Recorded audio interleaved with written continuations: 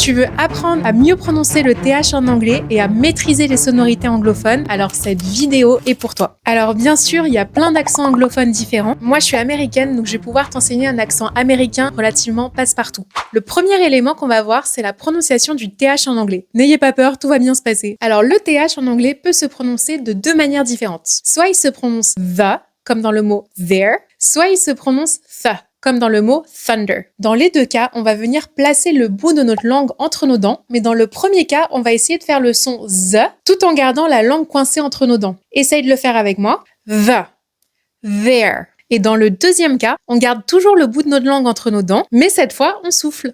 Th, th. Alors, on va essayer de pas postillonner. Th, thunder. Ou par exemple, le chiffre 3, three, three. C'est un peu technique, mais avec un peu de pratique, tu peux y arriver. Donc rappelle-toi, deux manières possibles de prononcer le TH. Soit the, soit th. Le deuxième élément qu'on va travailler aujourd'hui, c'est la prononciation du I en anglais. Alors le I peut se prononcer de plein de manières différentes. Parfois, il se prononce I, par exemple, je suis, I am. Parfois, il se prononce I, comme dans le mot ring, une bague en anglais. Et très souvent, le I se prononce comme un E accent aigu. Comme par exemple le mot kiss, un bisou. Écoute bien. Kiss et non pas kiss. Autre exemple, dans la phrase « J'habite à Paris » en anglais, I live in Paris. Donc il y a 4 I dans cette phrase, mais aucun de ces I ne se prononce comme un I français. Le premier se prononce I et les 3 autres se prononcent E. Donc attention, quand tu te présentes à quelqu'un, ne dis pas I live, dis I live. Et je te garantis que cette petite modification fait un changement énorme dans ton accent. Genre là, si tu sais prononcer les I correctement, tu sonnes déjà 1000 fois plus comme un anglophone. Autre exemple, je m'appelle, my name is, et non pas my name is. Une autre prononciation du I en anglais, c'est a. Par exemple, dans le mot beautiful. T'as entendu? Beautiful. Et non pas beautiful. Beautiful. La troisième chose qu'on va voir aujourd'hui, c'est la prononciation du A. Alors pareil, le A en anglais peut se prononcer de plein de manières différentes, mais là, je vais te donner un exemple très précis. C'est le verbe I am, je suis. Écoute bien la prononciation, am, et non pas am. Entraîne-toi avec moi, am.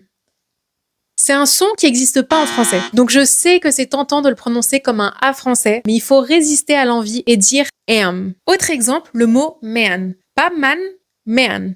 La quatrième chose, c'est la prononciation du R. La lettre R en anglais, c'est R. Donc ça se prononce R, comme le bruit que ferait un chien. R.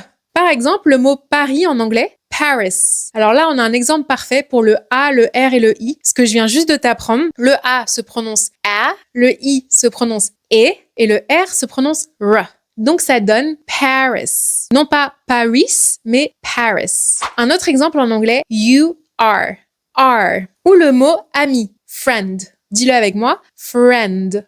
La cinquième chose, c'est le double O en anglais. Alors, le double O peut se prononcer de deux manières différentes. Soit il se prononce OO, comme dans le mot food. Dis-le avec moi, food. Il y a aussi le mot mood, mais il faut savoir que le double O ne se prononce pas toujours OO. Il peut aussi se prononcer O, comme dans le mot good. Écoute bien, good, et non pas good. Donc, fais bien attention au double O. Parfois, c'est OO et parfois, c'est O.